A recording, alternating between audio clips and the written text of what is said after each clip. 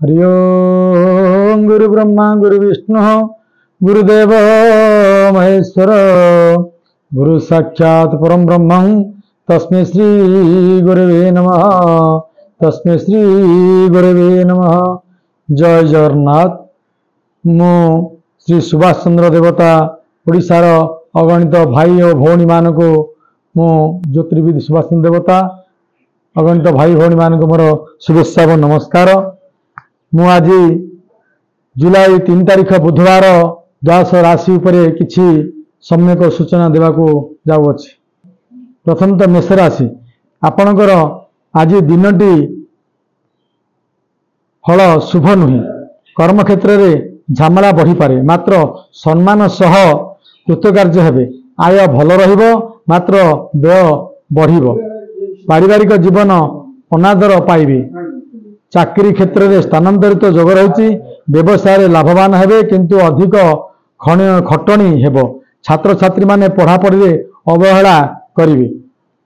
यह मेष राशि फल। द्वितीयत वृष राशि। वृष राशि आज दिनटी आपणकर मध्यम फल देव।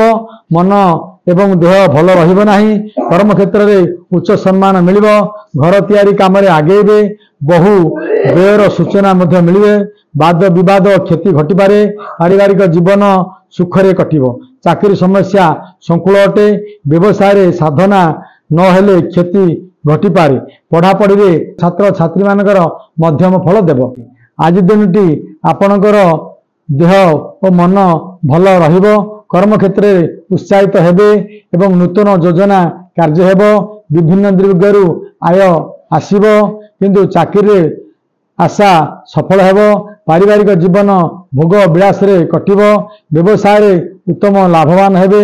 छात्र छात्री माने परीक्षा रे सफलप्रद हेबे।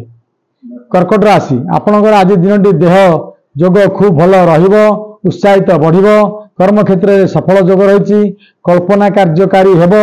जहाँ मन रे भाबिथिबे से 70% प्राय संध्या सुधा हो पारिबो। आर्थिक स्थिति खूब भल रहिबो। पारिवारिक जीवन में बंधु मिलन जोग रही। चाकरी क्षेत्र में पदोन्नति रही। व्यवसाय वृद्धि रहिबो। पारिवारिक जीवन भल रहिबो। छात्र छात्री मानकर उच्च आशा सफलता हो पारिबो।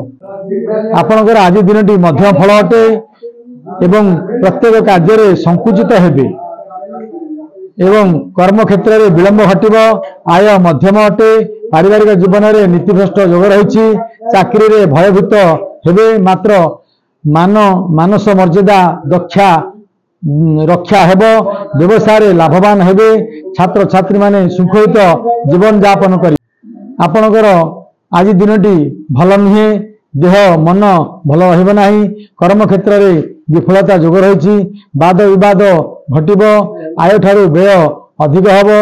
परिवार रे नाना कलह अशांति सृष्टि हेबो एवं चाकरी क्षेत्र में असंतोष एवं निंदनीय हेबे।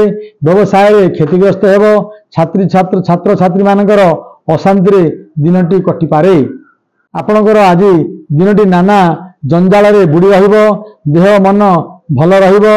मानसिक उत्तेजना बढ़िबो एवं कर्म क्षेत्र में प्रतिरोध देखा जिवो। आय व्यय समान हेबो।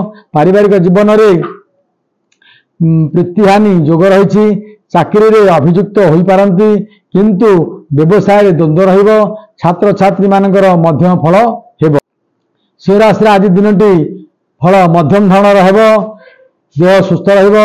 कर्म क्षेत्र में सफलता हेबो। दूर यात्रा गमन अछि एवं आय अव्याहत रहिबो। पारिवारिक जीवन सुख शांति कटिबो। चाकरी राजनैतिकता सहायता मिलिबो एवं व्यवसाय रे धीर मंथर गति आगेबे। छात्र छात्री माने पढ़ापढ़ी रे मध्यम धरणर फल हेबो। राशि आपणकर ए दिनटी मध्यम फल अटे एवं देह मन भल रहिबो। बंधु हानि जोग रही। कर्म क्षेत्र में उत्साह हानि रही घटिबो। आय मध्यम फल अटे। पारिवारिक जीवन दुख शोक बंधु विच्छेदर जोग रही एवं चाकरी क्षेत्र में प्रतारित होई किछि क्षति घटिपारे। व्यवसाय रे लाभवान हेबो। पढ़ापढ़ी छात्र छात्री मानकु सुफल मिलिबो। आपणकर आज दिनटी खूब भल रे कटिबो। देह मन भल रहिबो। ପ୍ରତିଷ୍ଠାର ଯୋଗ ରହିଛି। କର୍ମକ୍ଷେତ୍ରରେ ସମ୍ମାନ ସହ ଫଳ ଯୋଗ ରହିଛି ଏବଂ ଆୟ ଉତ୍ତମ ଅଟେ। ପାରିବାରିକ ଜୀବନ ସୁଖ ଶାନ୍ତିରେ କଟିବ ଏବଂ ଚାକିରି କ୍ଷେତ୍ରରେ ଆଶାଜନକ ଫଳ ପାଇବେ। ବ୍ୟବସାୟରେ ଲାଭବାନ ହେବେ, ପ୍ରଶଂସିତ ହେବେ ଏବଂ ଛାତ୍ରଛାତ୍ରୀମାନେ ପଢ଼ାପଢ଼ିରେ ଉଚ୍ଚ ଫଳ ମଧ୍ୟ ପାଇବେ। ଆଜି ଦିନଟି ବିଛା ରାଶିର ଫଳ ମଧ୍ୟମ ଧରଣ ହେବ। କର୍ମକ୍ଷେତ୍ରରେ ସହଯୋଗ ମିଳିବ ଏବଂ ସଫଳତା ଯୋଗ ରହିଛି। ଆୟ ବୃଦ୍ଧି ପାଇବ। ପାରିବାରିକ ଜୀବନରେ ପତ୍ନୀଙ୍କର ପୀଡ଼ା ରହିଛି ଏବଂ ଚାକିରିରେ ପ୍ରତିଷ୍ଠା ଲାଭ କରିବେ। ବ୍ୟବସାୟରେ ପ୍ରତିଯୋଗିତା ଭିତରେ ଆଗେଇବେ। ଛାତ୍ରଛାତ୍ରୀମାନେ ପଢ଼ାପଢ଼ିରେ ଶୁଭ ଫଳ ପାଇବେ।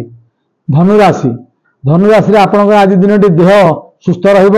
କର୍ମକ୍ଷେତ୍ରରେ କାର୍ଯ୍ୟ ବିଳମ୍ବ ରହିବ। ଅର୍ଥର ସଙ୍କଟ ଦେଖାଦେବ। ପାରିବାରିକ ଜୀବନରେ ସୁଖ ଶାନ୍ତିର ଲାଭ ଯୋଗ ରହିଛି। ଚାକିରି ଭ୍ରମଣ ଯୋଗ ରହିଛି। ବ୍ୟବସାୟରେ ଅଗ୍ରଗତି ରହିଛି ଏବଂ ଛାତ୍ରଛାତ୍ରୀମାନଙ୍କର ସାଙ୍ଗମେଳ ଘୁରି ବୁଲିବେ। ପଢ଼ାପଢ଼ିରେ ଅବହେଳା ଘଟିବ।